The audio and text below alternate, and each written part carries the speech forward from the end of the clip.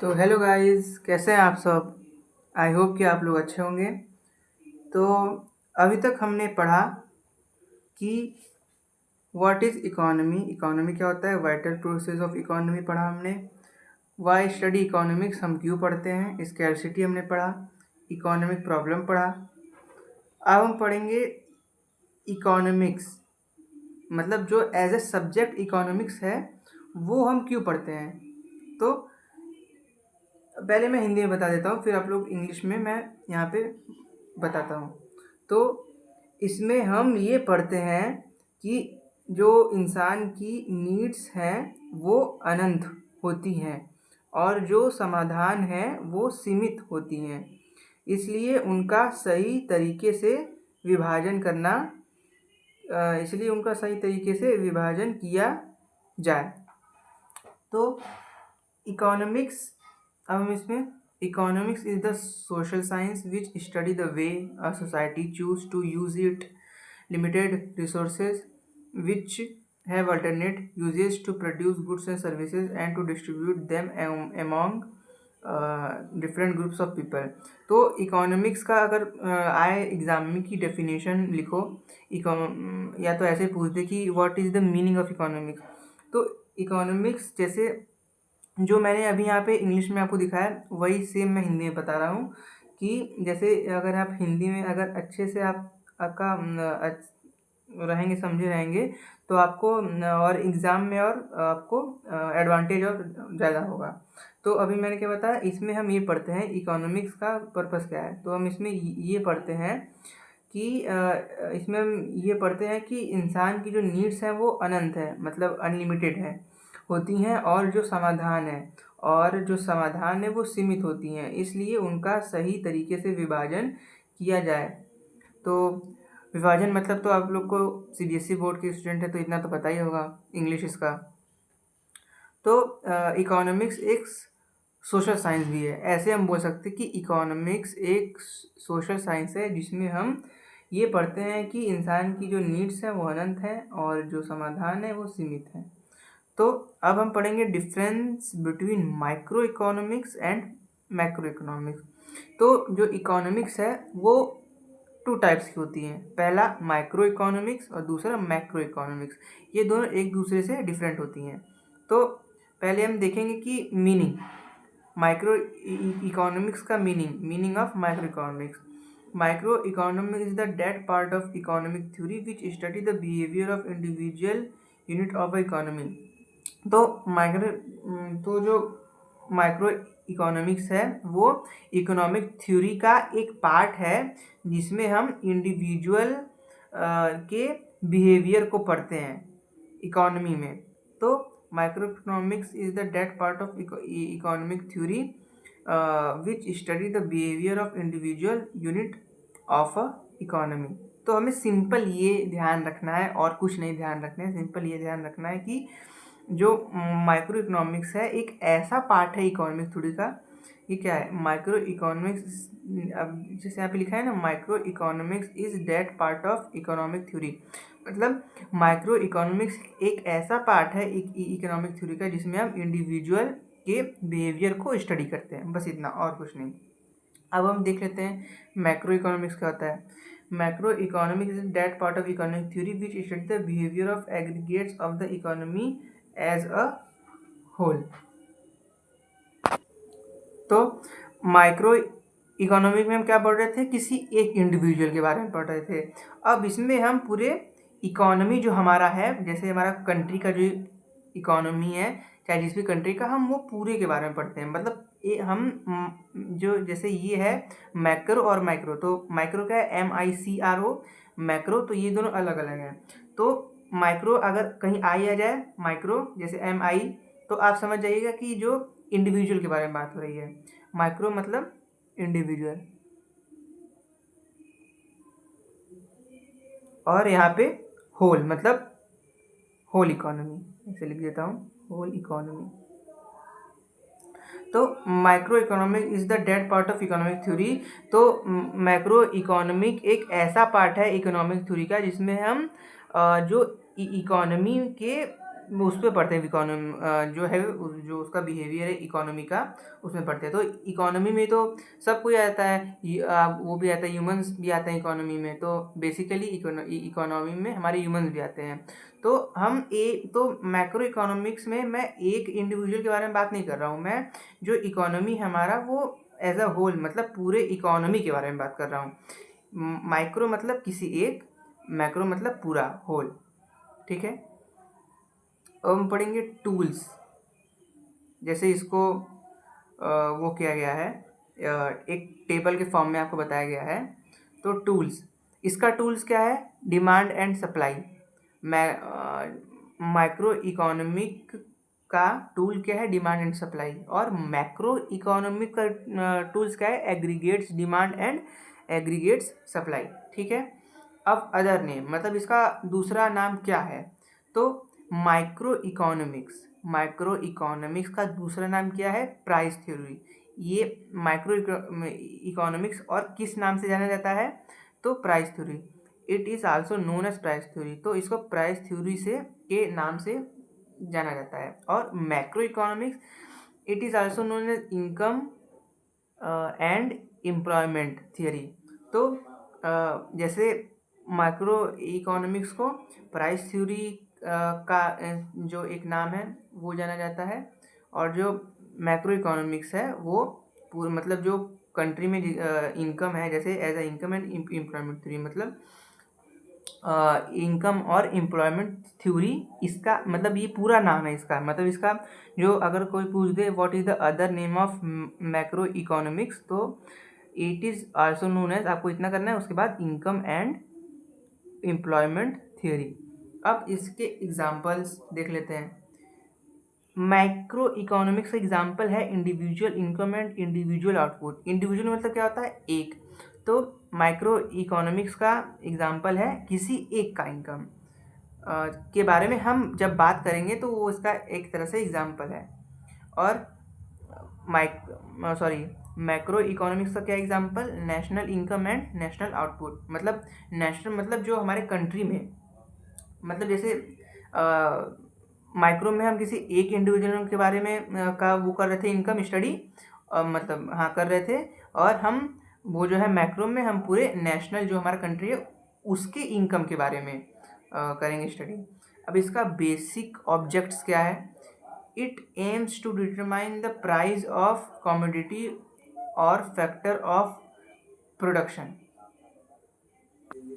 तो basic objects क्या है, इट एम्स टू मतलब ये किस चीज़ को एम करता है, जो है हमारा micro economics, it aims to determine the price of commodity और फैक्टर ऑफ प्रोडक्शन। मतलब ये हमारा किस चीज़ पे एम करता है, मतलब डिटरमाइन मतलब जानना, मतलब और किसी हम चीज़ को जो जानते हैं तो उससे करते हैं मतलब वो करना, डिटरमाइन करना, मतलब हम लोग इस चीज़ को जान लिए हैं। It aims to determine the price of commodity और फैक्टर ऑफ प्रोडक्शन। तो इसका एम क्या है, प्राइस ऑफ कमोडिटी और फैक्टर ऑफ प्रोडक्शन को जानना। अब मैक्रो इकोनॉमिक्स इसका एम क्या है, it's aim to determine the income and employment level of economy. तो इसका एम क्या है, इसका एम ये है कि क्या करना, किस चीज़ को वो करना, डिटरमाइन करना, किस चीज़ को पहचानना या जानना, income and employment level of economy. मतलब जो हमारी होल इकोनॉमी है उसमें कितना एम्प्लॉयमेंट है, कितना इनकम है, तो वो हम जानते हैं मैक्रो इकोनॉमिक्स में। अब इसका बेसिक एजम्पशन क्या है, तो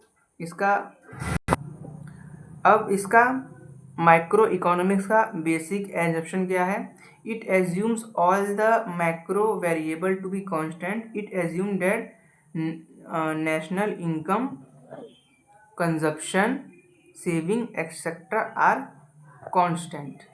तो इसका मतलब क्या है, इट एज्यूम मतलब ये एज्यूम करता है मैक्रो वेरिएबल टू बी, मतलब ये एज्यूम करता है कि हमारा जो मैक्रो वेरिएबल है वो हमारा कांस्टेंट है, मतलब ना तो वो ऊपर है ना तो नीचे, मतलब हमारा कांस्टेंट है। It assume that national income, consumption, saving, ये किस चीज़ को एज्यूम करता है, ये नेशनल इनकम को करता है। जैसे अगर आपका एमसीक्यू में आ सकता है कि जैसे आ सकता है आपका एमसीक्यू में कि जो हमारा होता है माइक्रो इकोनॉमिक्स, वो किस चीज़ को एज्यूम करता है। तो micro economics assumes national income, consumption consumption savings etcetera constant. तो अब ये तो हमारा हो गया माइक्रो। अब मैक्रो इकोनॉमिक्स का होता है it assume that all the micro variable like decisions of the household and terms price at individual product etcetera और कांस्टेंट। तो ये क्या करता है assume that all the micro variable, जैसे ये क्या करता है एज्यूम, जैसे जितने भी सारे माइक्रो वेरिएबल्स हैं, जैसे decision of the house hold, जैसे हाउस होल्ड के जो कामों में लेना डिसीजन, तो और जो इंडिविजुअल के और जो कोई भी वो है प्रोडक्ट है उस मतलब हर एक इंडिविजुअल का उस प्रोडक्ट के बारे में क्या कहना है, तो इन सब को ये एज्यूम करता है। मतलब ये it assume that all the micro variable factors. तो हम यहाँ पे ऐसे कर सकते हैं it assume that all the micro variable factors like decision of the household and terms at individual product etcetera. अब हम पढ़ेंगे positive economics and normative economics. तो पॉजिटिव इकोनॉमिक्स क्या होता है पहले देख लेते हैं। Positive economics focus on describing and explaining economic phenomena as they are based on fact data and objective analysis without any value judgement.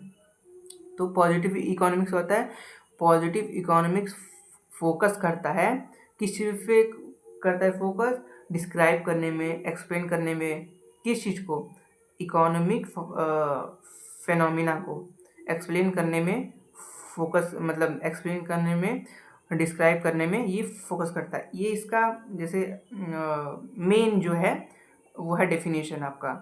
Positive economics focuses on positive economics focuses on describing and explaining economic phenomena as they are based on fact data and objective analysis without any value judgment। तो ये बिना किसी value judgement के हमें describe करता है, explain करता है क्या, इकोनॉमिक फिनोमिना। तो अब एग्जांपल क्या है, India is an overpopulated countries और प्राइस आर कॉन्स्टेंटली राइजिंग। तो इसका एग्जांपल हम ऐसे कह सकते हैं कि इंडिया एक ओवर पॉपुलेटेड कंट्री है और इसमें और जो इंडिया में जो प्राइस है रिसोर्सेज का, जैसे कोई भी वो है प्रोडक्ट, उसका प्राइस है वो कॉन्स्टेंटली राइजिंग मतलब बढ़ते जा रहा है। अब नॉर्मेटिव इकोनॉमिक्स का होता है, normative economics deals with what और टू बी और how the economic problem should be solve. अब जो पॉजिटिव इकोनॉमिक्स था वो हमें एक्सप्लेन करता है, डिस्क्राइब करता है क्या, इकोनॉमिक फिनोमिना। अब नॉर्मेटिव इकोनॉमिक्स का करता है, normative economics deals with what और टू बी, कि क्या हो सकता है और कैसे इकोनॉमिक प्रॉब्लम जो हो सकती है सॉल्व। तो नॉर्मेटिव इकोनॉमिक्स का हमें बस ये सिंपल जो मेन कीवर्ड है, जैसे 2 से 3 कीवर्ड है, उन पे हमें ये करना होगा, याद करना होगा कि और टू बी और हाउ। तो normative economics deals with what और टू बी, क्या हो सकता है और कैसे सॉल्व हो सकता है इकोनॉमिक प्रॉब्लम। अब example, India should not be an overpopulated countries और प्राइजेस शुड नॉट राइज। ठीक है, अब हम पढ़ेंगे इसका टेबल के रूप में इसका difference between positive and normative economics. तो मीन क्या है, it deals with what is और how the economic problem should be solve. तो पॉजिटिव इकोनॉमिक्स ये ये कहता है कि ये क्या प्रॉब्लम, मतलब पॉजिटिव इकोनॉमिक्स हमको प्रॉब्लम बताता है और ये एक्चुअली कैसे सॉल्व होंगे वो बताता है, जबकि नॉर्मेटिव इकोनॉमिक्स बताता है कि क्या हो सकता है, क्या हो सकता है कि जो हमारा प्रॉब्लम है वो सॉल्व हो सकता है और how the economics problem should be solve. तो सिंपल हमें ये ध्यान रखना है कि पॉजिटिव और ये है नॉर्मेटिव। पॉजिटिव में क्या है, पहली बात तो पॉजिटिव में ये ध्यान रखना है कि क्या है, और नॉर्मेटिव में कि व्हाट और टू बी, कि क्या हो सकता है। पहले तो 2 कीवर्ड्स हमें ध्यान रखना है, पॉजिटिव में क्या है और नॉर्मेटिव में क्या हो सकता है, और फिर पॉजिटिव में how the economic problem actually solve, ये कैसे सॉल्व हो सकती हैं, और नॉर्मेटिव में how economic problem should be solve. तो हमें बस इतना ध्यान रखना है कि पॉजिटिव इकोनॉमिक्स हमें ये बताता है कि क्या है इकोनॉमिक प्रॉब्लम के बारे में हमको बताता है, और ये कैसे सॉल्व होंगी वो बताता है। जबकि जो हमारा होता है नॉर्मेटिव इकोनॉमिक्स, वो बताता है कि क्या हो सकता है कि ये प्रॉब्लम सॉल्व हो जाए, और ये कैसे सॉल्व होनी चाहिए। अब इसका वेरिफिकेशन कैसे करेंगे? It can be verify with actual data. ये हमारा एक्चुअल डेटा से ही होगा वेरीफाई। अगर हमारा जो है डेटा अगर इधर हो गया, जैसे अगर एक्चुअल नहीं है तो हमारा ये वेरीफाई नहीं होगा। और normative economics, it can not be verified with actual data, तो ये एक्चुअल डेटा से वेरीफाइड नहीं होता है। अब इसका पर्पस क्या है? पॉजिटिव इकोनॉमिक्स का पर्पस है it's aim to make real descriptions of an economic activities. तो इसका एम क्या है? इकोनॉमिक एक्टिविटीज का रियल डिस्क्रिप्शन बनाना। और नॉर्मेटिव इकोनॉमिक्स का क्या है कि ये क्या है purpose? It's aim to determine the deals. तो जो डील्स हैं, मतलब ये जो हमारा स्कैरसिटी, जैसे मैंने बताया, तो स्कैरसिटी से हम कैसे डील करें उसको करना, डिटरमाइन करना ही नॉर्मेटिव इकोनॉमिक्स का एम है। अब suggestive, it is based upon facts and does not suggestive, it does not give any value judgement, it is natural between end. तो it is based upon facts and does not suggestive. तो ये facts पे होते हैं based positive economics, और normative economics जो है it is based upon individual opinion. और ये इंडिविजुअल मतलब किसी एक के ओपिनियन पे होते हैं बेस्ड। अब वैल्यू जजमेंट, तो इसमें ज़्यादा कुछ नहीं वैल्यू जजमेंट में। तो जो हमारा पॉजिटिव इकोनॉमिक्स है वो कोई भी वैल्यू जजमेंट नहीं देता, और हमारा जो है वो है नॉर्मेटिव, वो हमारा वैल्यू जजमेंट देता है। अब हम पढ़ेंगे सेंट्रल प्रॉब्लम्स ऑफ इकोनॉमी की।